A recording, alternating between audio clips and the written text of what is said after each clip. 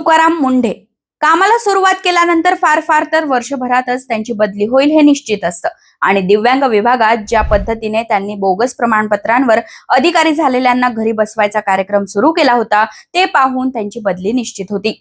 Bogus अधिकारीच काय, पण अशा हजारो संस्था ज्यांना दिव्यांगांच्या नावावर निधी तर मिळायचा, पण या संस्था प्रत्यक्षात काहीही करत नव्हत्या। या संस्थांचाही बाजार उठवला, अधिकारी घरी बसवले, दिव्यांगांना सन्मानाने जगता यावं यासाठी त्यांना निधी देणारा GR काढला। पण तुकाराम मुंढेंच्या कामाचं स्पीड हे खटकणारं होतं। 1 वर्षाच्या आतच पुन्हा तुकाराम मुंढेंची बदली नव्या डिपार्टमेंटला करण्यात आली आहे। मात्र तुकाराम मुंढे यांची नवी पोस्टिंग ही सुद्धा अत्यंत मोठी आहे आणि तिथेही काही दिवसातच कामाचा धडाका पाहायला मिळणार आहे। गेल्या 20 वर्षांच्या करिअरमध्ये 22 ते 23 बदला झालेले तुकाराम मुंढे यांना आता कोणती जबाबदारी मिळाली आहे आणि त्यांनी गेल्या वर्षभरात दिव्यांगांसाठी काय काय केलंय त्याचीच माहिती मी या व्हिडिओत देणार आहे। तुकाराम मुंढे यांच्याकडे सध्या दिव्यांग कल्याण विभागाची जबाबदारी होती। असा विभाग जो आजपर्यंत कधीही फारसा महत्त्वाचा नव्हता। दिव्यांगांना आपलं काम करून घेण्यासाठी एखाद्या नेत्याकडे जावं लागायचं किंवा सरकारी अधिकाऱ्यांचे पाय धरावे लागायचे।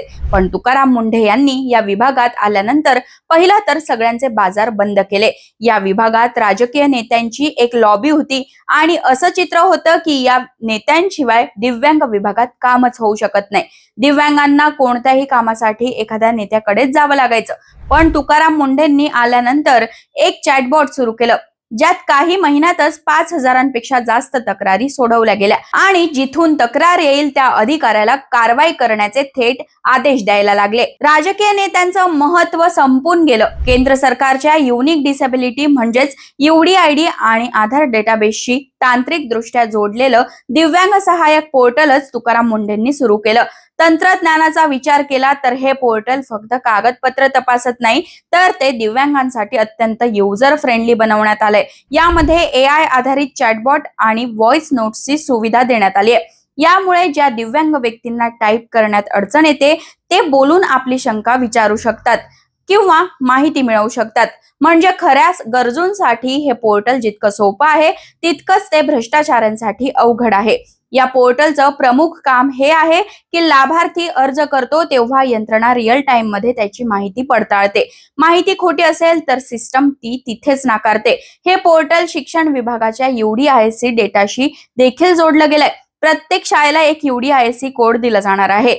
शाळेत किती शिक्षक, किती वर्गखोल्या, किती विद्यार्थी याची अचूक माहिती मिळवता येईल।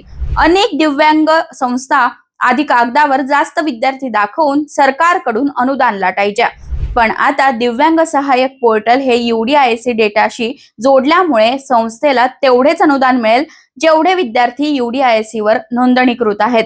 यामुळे संस्थांना आता विद्यार्थी संख्या फुगवून सांगता येणार नाही। तिथे जितकी मुलं खरोखर हजर असतील तितकंच अनुदान मिळेल। CSR फंड मिळवण्याचे नियमही यामुळे अधिक कठीण होतील। तुकाराम मुंढेंनी दुसरा धडाका लावला तो बोगस संस्था बंद करण्याचा।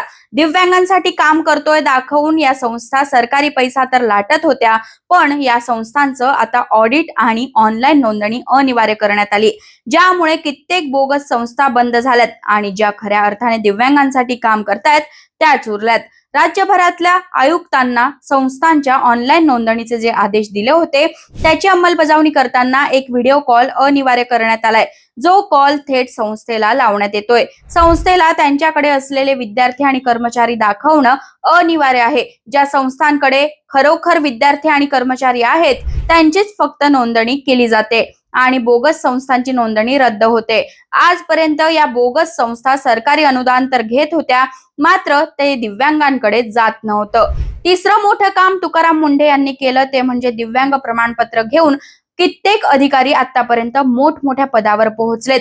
ही माहिती मागवल्यानंतर ती देण्यासाठी टाळाटाळ करण्यात आली, पण तुकाराम मुंढेंनी दिव्यांग कल्याण विभागाचा पदभार स्वीकारल्यानंतर 18 सप्टेंबर 2025 ला एक आदेश काढला, ज्यात 34 जिल्हा परिषदेच्या मुख्य कार्यकारी अधिकाऱ्यांना सांगितलं होतं की तुमच्या अखत्यारीत जेवढे दिव्यांग कोट्यातून नोकरीला लागले आहेत त्या सगळ्यांची पडताळणी करा। तुकाराम मुंढेंनी याशिवाय सरकारी विभागातही आदेश दिले की आपापल्या विभागात किती दिव्यांग कोट्यातून लागलेले अधिकारी आहेत त्यांची माहिती दिव्यांग विभागाला सादर करा जिल्हा परिषदांमध्ये पडताळणी सुरू झाली आणि समोर जे आलं ते भुवया उंचावणारं होतं. 28 जिल्हा परिषदांमध्ये 316 अधिकारी आणि कर्मचाऱ्यांवर आतापर्यंत निलंबनाची कारवाई करण्यात आली आणि अजून 5000 प्रमाणपत्रांची पडताळणी बाकी आहे. ज्या 6218 अधिकारी आणि कर्मचाऱ्यांची पडताळणी पूर्ण झाली त्यापैकी काही जणांकडे तर दिव्यांग प्रमाणपत्रच नव्हतं. तरी यातलं कुणी 5 तर कुणी 7 वर्षांपासून दिव्यांगाच्या जागेवर नोकरीत आहे, तर काही जण 40% कमी दिव्यांग आहेत आणि तरीही त्यांनी पूर्ण दिव्यांग असल्याचा लाभ घेतलाय. बहुतांश प्रमाणपत्र बनावट असल्याचंही जिल्हा परिषदांच्या पडताळणीत समोर आलंय. आणि याची माहिती सभागृहात खुद्द दिव्यांग कल्याण मंत्री अतुल सावे यांनी दिली.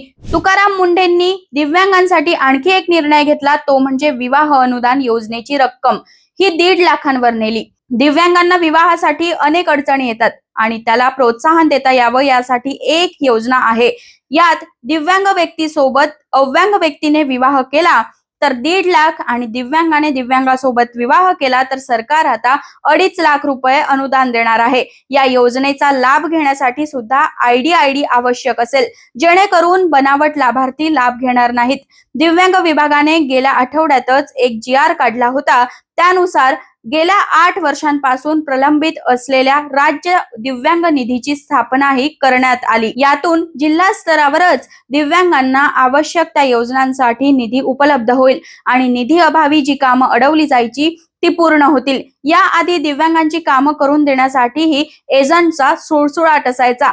मात्र यावेळी काही डिजिटल धोरण, बोगस अधिकारी बाहेर काढणं आणि नंतर कल्याणकारी योजना असा विविध कलमी कार्यक्रम 1 वर्षापेक्षाही कमी काळात तुकाराम मुंढे यांनी राबवला. एरवी IAS अधिकाऱ्याला 2 ते 3 वर्षांचा कालावधी मिळतो, मात्र तुकाराम मुंढे हे आपली छाप 1 वर्षाच्या आतच सोडतात आणि ते सगळ्यांनाच नकोसेही वाटतात. तुकाराम मुंढेंवर नवी जबाबदारी आता महसूल विभागात भेटली आहे. राज्याच्या आपत्ती व्यवस्थापन विभागाचे ते आता सचिव झालेत. या बदलीवर तुमचंही मत कमेंटमध्ये जरूर लिहा आणि अशाच व्हिडिओसाठी story.com ला सबस्क्राईब करा.